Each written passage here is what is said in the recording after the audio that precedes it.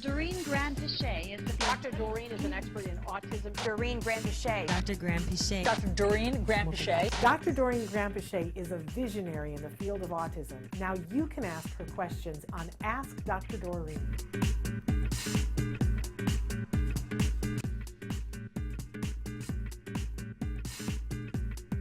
I want to go back to Ushalad's first question, which was really important. My kid is not aggressive, but if I say no to him for things he asked for, like the iPad, cookies, or when I ask him to work, he hits me. How do I make him not hit me when his demands are not met? Great question.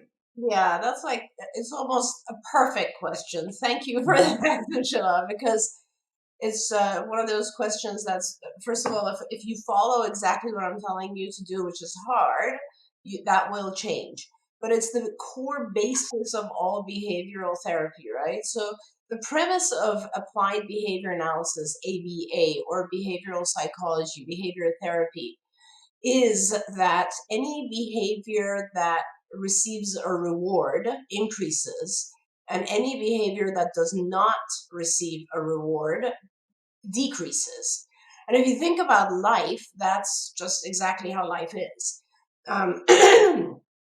An example would be, you go to work as an adult because you get paid, right? Or perhaps in some cases also you have other rewards as well associated with it, like you have colleagues that you like to see, or you're doing a mission-driven work, or whatever it is, but it has a reward. If it doesn't have a reward, you won't go to work. Let's be very honest. If you don't get paid, you don't like the people, you don't have any kind of attachment to the place, it's just not going to work. Everything we do, and that's a kind of a broader example, but every single thing we do because it gains us some sort of reinforcer. Now, reinforcers, there's two ways to look at what we're trying to achieve in life, all of us.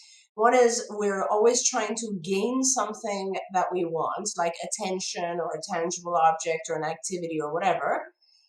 Or we're trying to avoid something that we don't like, right? Like, I don't know, going to school, going to work. We try to avoid the things that we don't like. Both of those conditions, if we're able to avoid something or if we're able to gain something, those are both rewarding situations. Now, with our kids, they learn over time that certain behaviors will gain them access to the rewards that they want. And then those behaviors will increase. And the very simple way to alter that is to not reward the behaviors that you want to decrease, right? Don't reward behaviors that are not adaptive, functional. Do not reward challenging behaviors. So in your child's example, your child has learned that if they say, I want something, like candy or whatever it is, and you say no, they will tantrum or hit, aggress, and then very likely they will get the object they asked for, right? So it's a sign of intelligence, really, to figure out that, hey, if I ask for something, I don't get it. If I hit, they'll probably give in to me. Now, and it might not be you, it could be someone else, but as long as someone has given in, it becomes a behavior that is effective. So the child learns, this kind of works. I'm going to hit from now on because it gets me things I want. Similar to the child who tantrums in the classroom because they've figured out when I tantrum, they take me outside and have me walk around the playground, which is much preferable.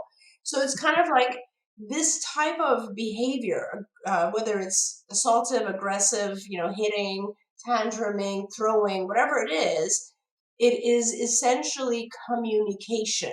The child is communicating they want something. And if you let them have it, they will continue to communicate that way. So the short answer after all of that, kind of giving you the basis for it, is when your child hits or aggresses or does any kind of behavior that you find inappropriate, don't give them the object that they want. Don't let them have the thing they want. But to be fair, make sure that you give the child a more adaptive, appropriate way to ask for the object. So you're not going to give the candy when they hit, but you are going to give the candy when you model and prompt and the child asks nicely for the candy. So you have to teach the child to differentiate what is appropriate way of communicating and what's not an appropriate way of communicating. And that's super important, because if you don't teach the appropriate way, what you're doing is you're taking away a whole bunch of reinforcers, and that's just not fair. So you always want to make sure the child has a better way to communicate the things they want. Can I ask a question though? Because I think this is where it gets dicey for caregivers, is that a lot of times we find ourselves in the mix. So, the thing happens where they ask for the candy, we say no, and they hit. And then we think, oh, Dr. Granpeesheh said to teach them the appropriate way to ask for it. But that's not the moment. Is that correct? Yeah. We should do that at a different moment. That's right. That's correct. In fact, a lot of times parents can tell, kind of, you have a feeling that, and what actually, I'm sure you agree with this, Shannon. It's an unfortunate thing, but we also, of course, are, responsive to the consequences in our environment. It's not just our kids, right? So what ends up happening is same concept of behavioral therapy, and I don't want to confuse the parents, but we end up kind of walking on eggshells around our kids and being very careful to not say no. We become very careful to not take things away from them. Why is that? If you think about it, it's exactly the same premise that I explained.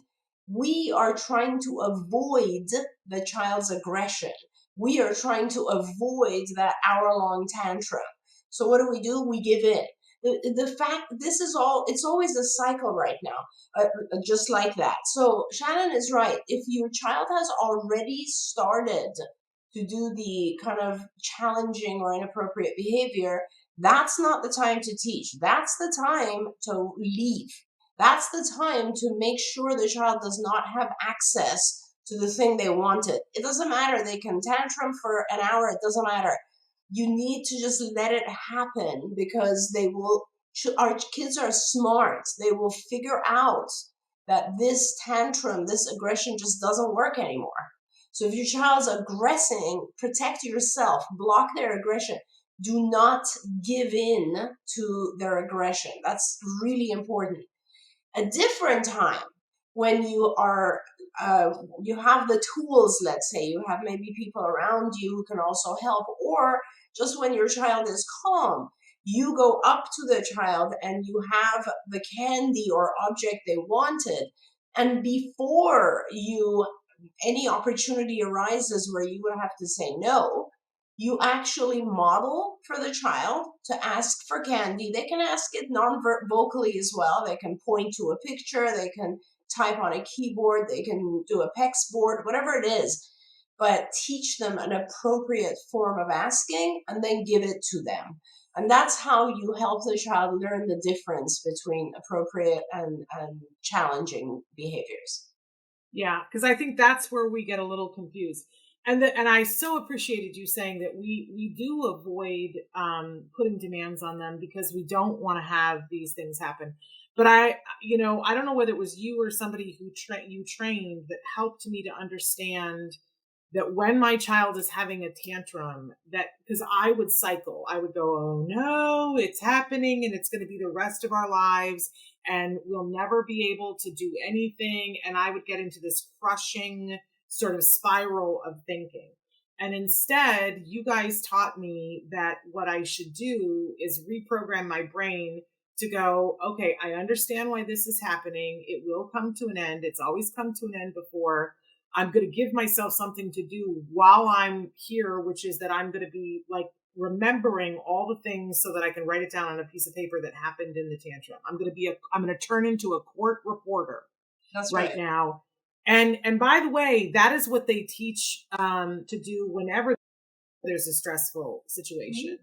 That if you're being attacked, if you're, in the middle of a robbery, to like separate the emotion, put the emotion over here and become a very dispassionate court reporter. Okay, now he's throwing something. All right, well, now I need to go move that vase before he throws that. but you take the emotion and you shove it to the side. You can save it for later if you want to deal with it later, but in the moment, you just become a court reporter. I found that to be so helpful when my child was having the mother of all tantrums, because otherwise I would be upside down. Yeah. Yeah. It isn't So easy. It's so tough. I mean, it's just 30 seconds of hearing our child scream and cry is oh, stressful. I, oh, and it's very hard to say, like, separate yourself from it. It's just, I know how hard that is. I do think, though, that, having someone there with you helps. If you have a spouse or someone who's just available to you to give you support in these moments, it's extremely important to have that. As Shannon said, if you really distance yourself from it, physically as well. The one thing that we as parents fear when a child is like having a major tantrum and I tell you, like, leave the room. The one thing that we fear is that they will hurt themselves somehow, right?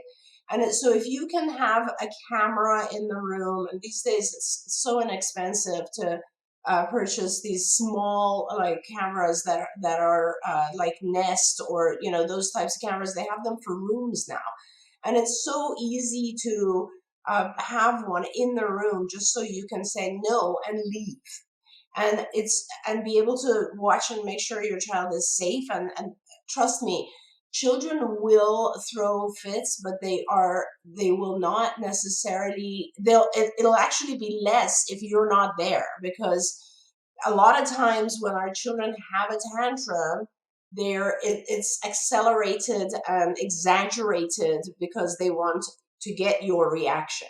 They want you to stop them and give them what they want. And when you're not there, it's a faster message of just saying, I'm not giving in. And again, safety is paramount to all of us. And so I don't want to, there are cases where there are children who are so aggressive that it is not possible to do this sort of thing. But in most cases, our children just learn to tantrum or scream or cry, etc., because they're trying to communicate something. And you just need to teach them that is not a functional way to communicate.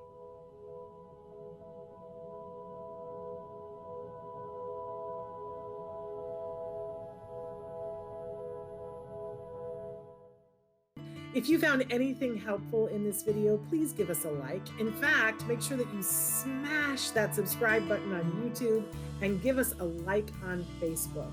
You can also follow us on Twitter and Instagram for important updates. And please download our free podcast wherever you get your podcasts. See you next time. Until then, give your kiddos a hug from me and one for you too. Bye-bye for now.